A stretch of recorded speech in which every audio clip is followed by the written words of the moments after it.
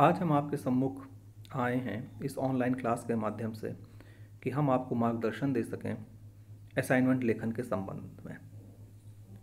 आपके असाइनमेंट का टॉपिक जो कि history of geographical thought paper 3 से संबंधित है 19वीं शताब्दी में भूगोल का विकास, हमबोल्ट और रिटर का तुलनात्मक अध्ययन। आपका यह असाइनमेंट बेसिकली 5 भागों में बटा हुआ है।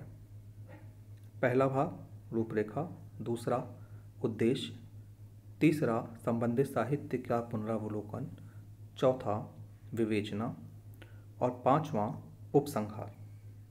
इसके बाद में संदर्भ ग्रंथ सूची।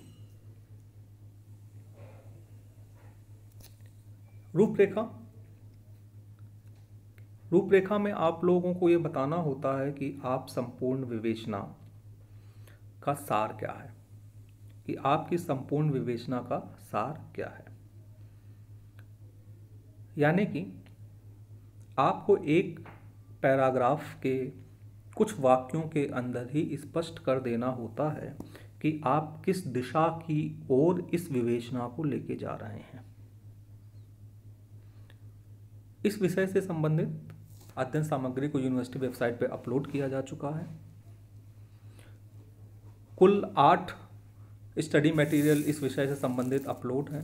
3 हमबोल्ट से संबंधित हैं, 3 रिटर से संबंधित हैं, एक हमबोल्ट और रिटर की कंपैरेटिव स्टडी से संबंधित है और एक 19वीं शताब्दी में भूगोल के विकास, हमबोल्ट और रिटर का तुलनात्मक अध्ययन, असाइनमेंट कैसे लिखें, इस विषय से संबंधित भी स्टडी मटेरियल अपलोड किया गया है। आप उसका विधिवत अध्ययन करें। उसमें यही बताया गया है कि रूपरेखा के अंतर्गत आप हमबोल्ट और रिटर दोनों की भौगोलिक महत्ता को एक्सप्लेन करते हुए एक कॉमन पैरा लिखेंगे जो आपके स्वचिंतन का परिणाम होगा। जैसे कि हमबोल्ट और रिटर को आधुनिक चिर सम्मत काल का अद्वितीय विद्वान कहा जाता रहा है। उनके योगदान को कदापि नकारा नहीं जा सकता।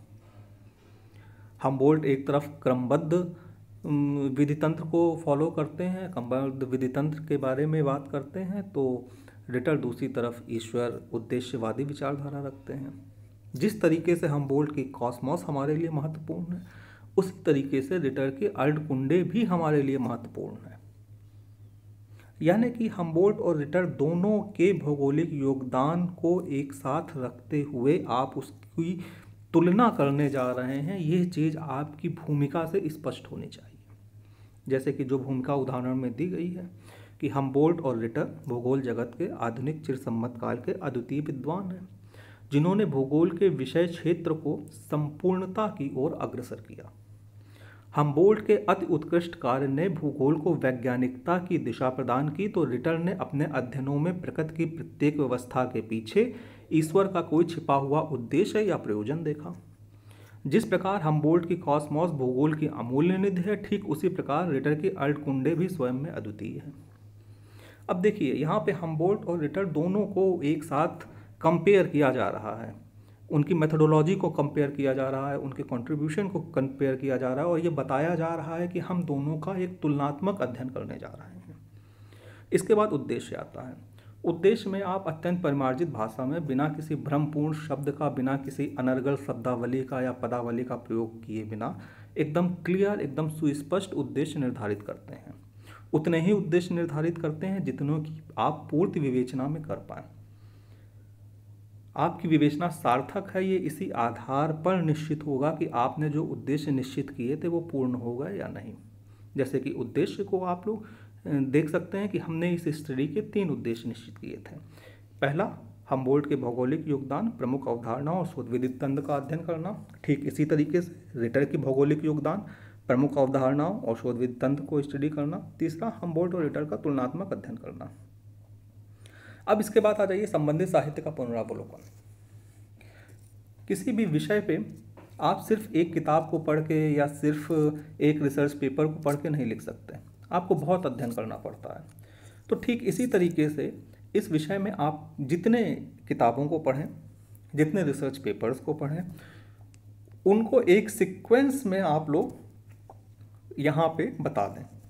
कि हमने इस अध्ययन के लिए इसको पढ़ा, इसको पढ़ा, इसको पढ़ा, इसने इस सन में ऐसा कहा, उसने उस सन में ऐसा कहा, उसने उस सन में ऐसा कहा, और फिर हम आज ये अध्ययन कर रहे हैं, तो हमारी अध्ययन हो सकता है कि इन लोगों ने जो अध्ययन किया है उससे कुछ हम अलग निकाल के लेकर के आ रहे हों।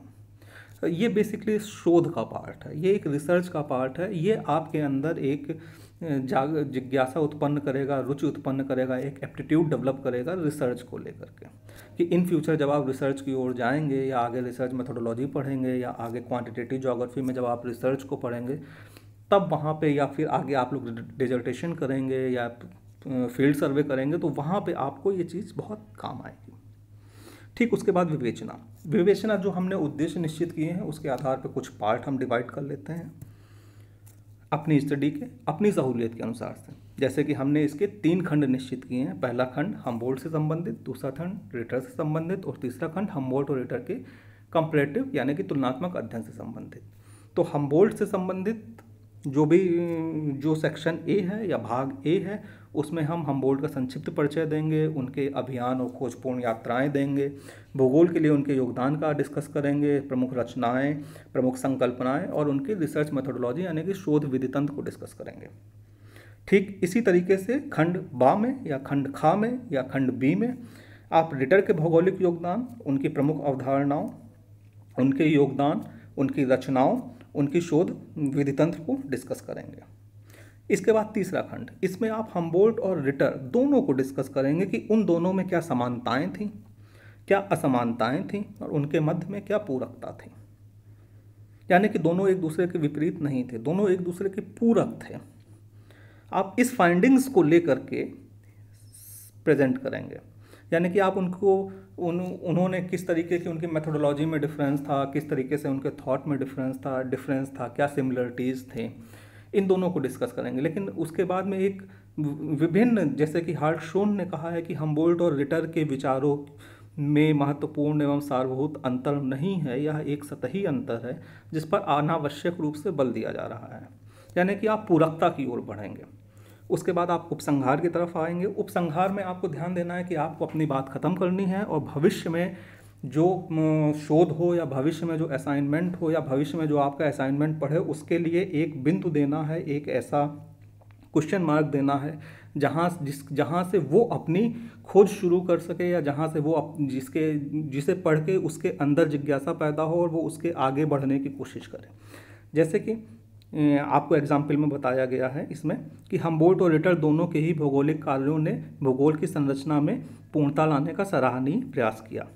यह एक अद्भुत संयोग था कि भूगोल के दोनों ही महान भूगोलवेत्ता की मृत्यु एक ही वर्ष 1859 में हो गई।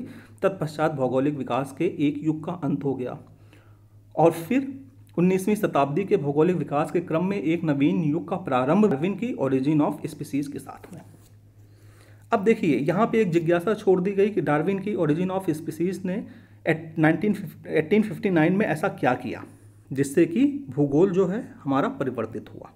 और एक तरफ हमने ये बात भी ख़त्म कर दी कि 1859 में जो हमबोल्ट और रिटर का युग था वो ख़त्म हो गया। यानी कि हम अपनी बात को ख़त्म कर रहे हैं और एक नए जिज्ञासा पैदा कर रहे हैं जिसके बाद एक नया तरीके का शोध हो पाए या एक नया तरीके का असाइनमेंट हो पाए।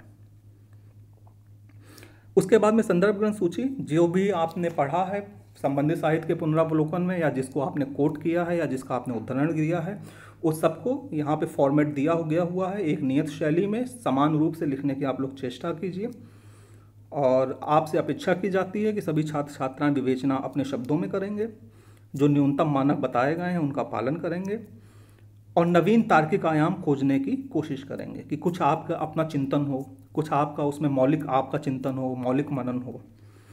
और असाइनमेंट को प्रिपेयर करने के बाद में ratneshshukla.vksu@gmail.com ratneshshukla.vksu@gmail.com पर आप मुझे मेल कर सकते हैं। जो बच्चे 19वीं शताब्दी में भूगोल का विकास, हमबोल्ट और रिटर का तुलनात्मक अध्ययन संबंधी असाइनमेंट तैयार करेंगे वो मुझे इस ईमेल आईडी पे मेल करें। लेकिन ये याद रखिएगा कि क्लास सेमिनार के समय में आपको पुनः हार्ड कॉपी मूल्यांकन हेतु जमा करनी पड़ेगी। धन्यवाद।